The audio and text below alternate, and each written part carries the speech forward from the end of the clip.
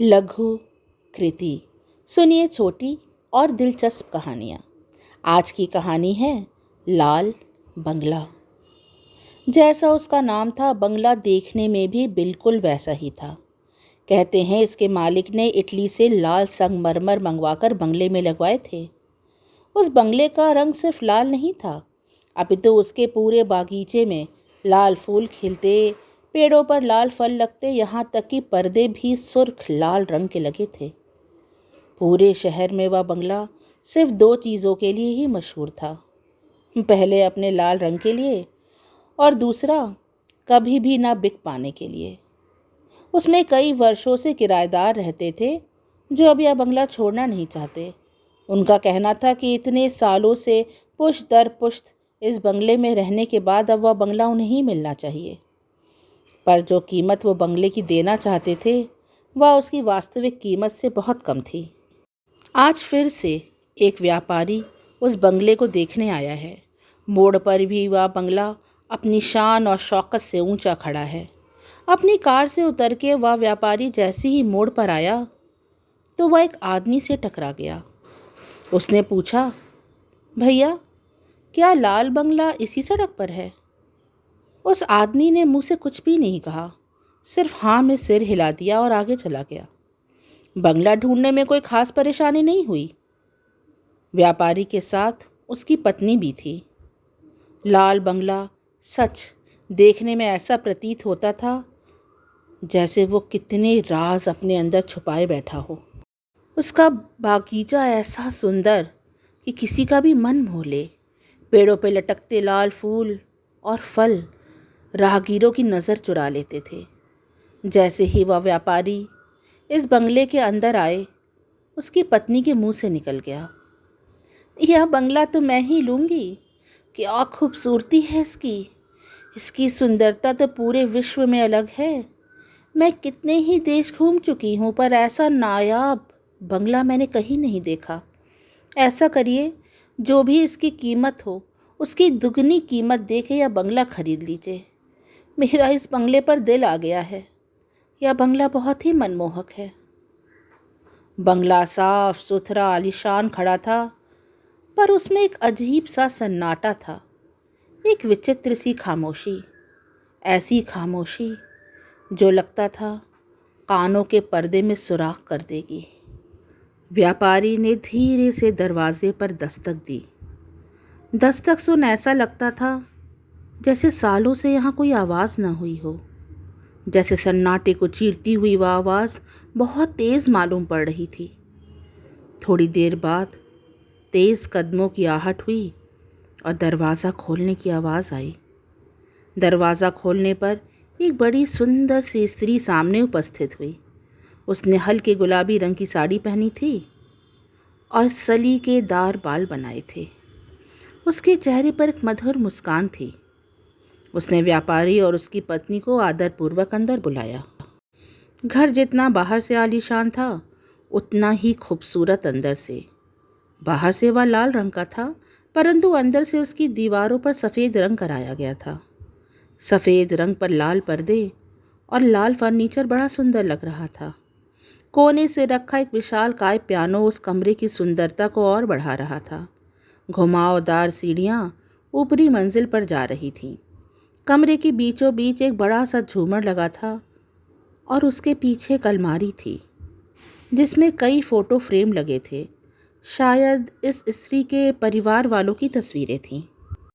स्त्री उन दोनों पति पत्नी को सोफे पे बैठाकर रसोई से पानी लेने चली गई।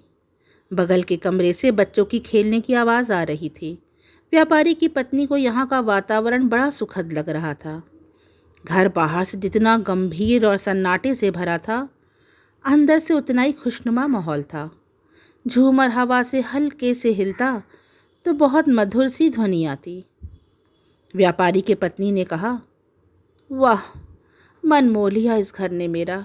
जी चाह रहा है कल ही यहाँ रहने आ जाऊं। तभी ट्रे में पानी का ग्लास और कुछ मिठाई लिए वह स्त्री कमरे में वापस आई और उसने मेज पर नाश्ते का सामान रख दिया। व्यापारी की पत्नी स्त्री को बड़े ध्यान से देख रही थी। वह दोनों एक ही धर्म से संबंध रखती थीं। दोनों के धर्मों में शादीशुदा स्त्रियां मांग में सिंदूर, बिंदी, चूड़ी, पायल, बिछिया सारे श्रृंगार करती थीं। उन लोगों में तो पैरों में लाल रंग भी लगाया जाता था, परंतु इस स्त्री ने ऐसा कोई भी श्रृंगार नहीं किया था। ना माथे पर बिंदी थी, ना सिंदूर, ना हाथों में चूड़ी। हाँ, दाहिनी कलाई पर उसने घड़ी जरूर बांध रखी थी। उसने स्त्री से पूछा कि आपके यहाँ चूड़ियाँ नहीं पहनते? तब व्यापारी ने अपनी पत्नी को चुप रहने को कहा।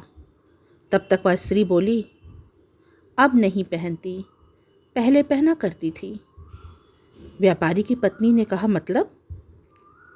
उसने कहा, हमारे यहाँ विधवाएं चूड़ियाँ नहीं पहनती।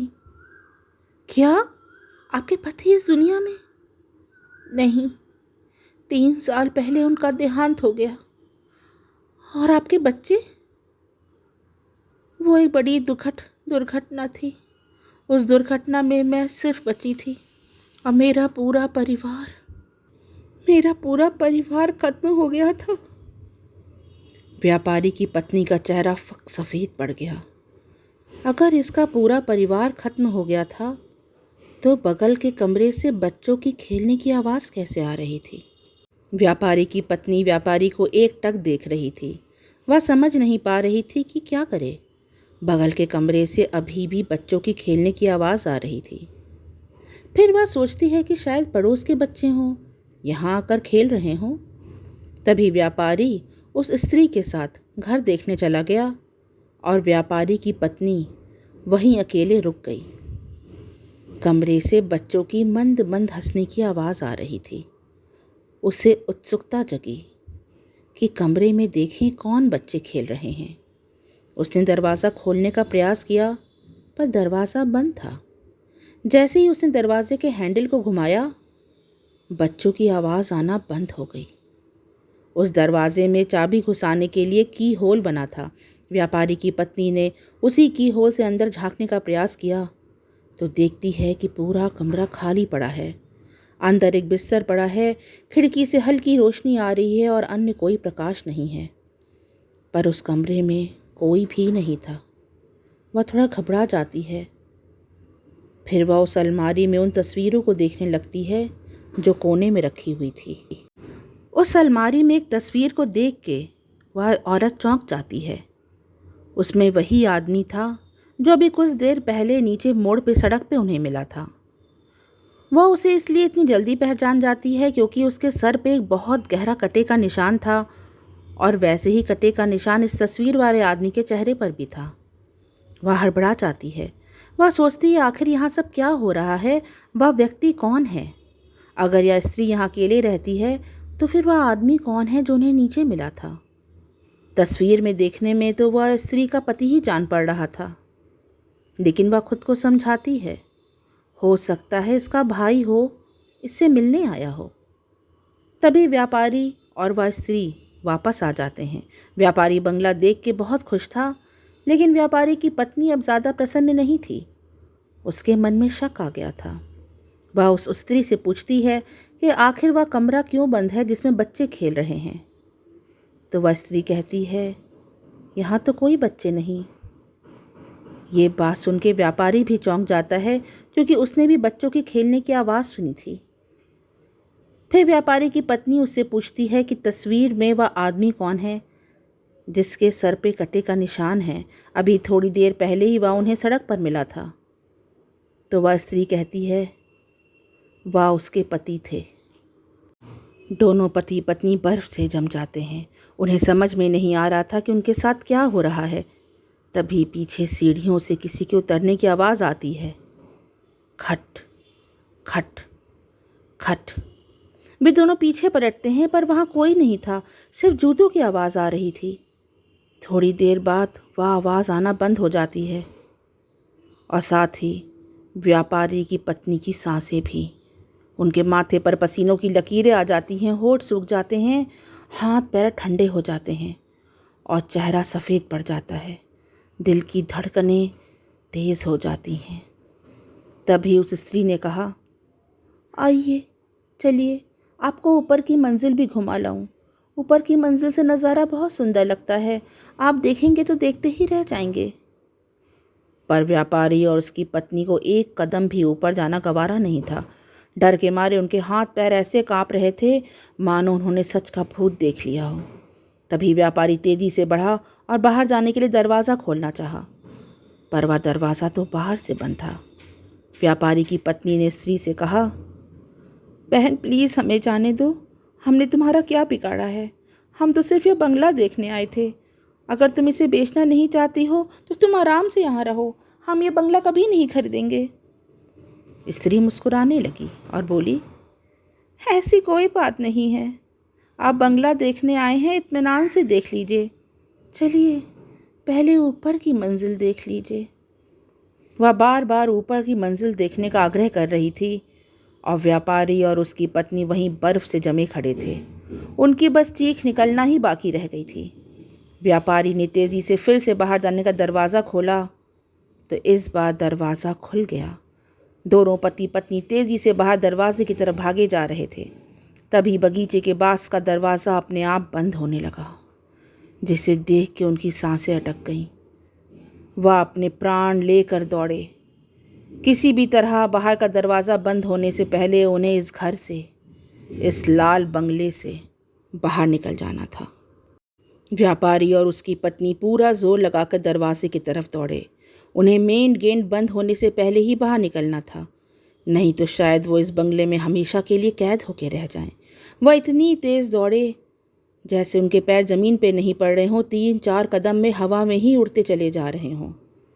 कुछ ही पल में वह उस दरवाजे के बाहर थे और उनके निकलते ही धड़ाके से वह दरवाज़ा बंद हो गया।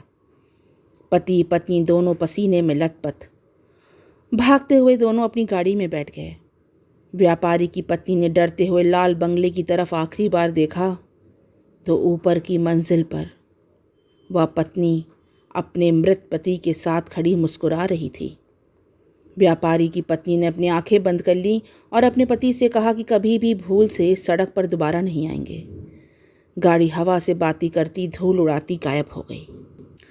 तभी ऊपर की मंजिल पर, जहां वो पति और पत्नी खड़े थे, पति ने अपने हाथ से रिमोट कंट्रोल रखते हुए कहा, जी हाँ, रिमोट कंट्रोल। वह जो बड़ा सा दरवाज़ा अपने आप बंद हो रहा था, दरअसल वह ऊपर खड़ा, जी हाँ, उस स्त्री का पति रिमोट कंट्रोल से बंद कर रहा था। वह घर कोई भूतहा घर नहीं था। ये तो उस स्त्री और उसके पत्नी की चाल थी, क्योंकि वो किसी कीमत पर यह बंगला छोड़ना नहीं चाहते थे, पर उनकी नीयत में कोई खोट नहीं था। वह तो इसे खरीदना चाहते थे और इसके लिए लोन पास होने का इंतज़ार कर रहे थे। पति ने हंसते हुए पत्नी से कहा, चलो आखिरी बार ही सही, अब इस बंगले को खरीदने कोई दोबारा नहीं आएगा। आज मेरा लोन पास हो गया है। अब इस बंगले का मालिक हमें परेशान नहीं कर सकेगा। जाओ, बच्चों को भी कमरे से बाहर निकाल लो, अलमारी में उन्हें गर्मी लग रही होगी। स्त्री दौड़ते हुए नीचे गई और वह कमरा जिसमें से बच्चों की हंसने की आवाज़ आ रही थी, उसमें एक बड़ी सी खाली अलमारी थी जिसमें कई छेद बने थे, शायद बच्चे आसानी से सांस ले सकें इसलिए। ये उनके आए दिन का काम था। जब भी कोई आदमी बंगला देखने आता तो यह परिवार स्वयं को उनके सामने ऐसे प्रस्तुत करता जैसे वह बंगला भूतहा हो।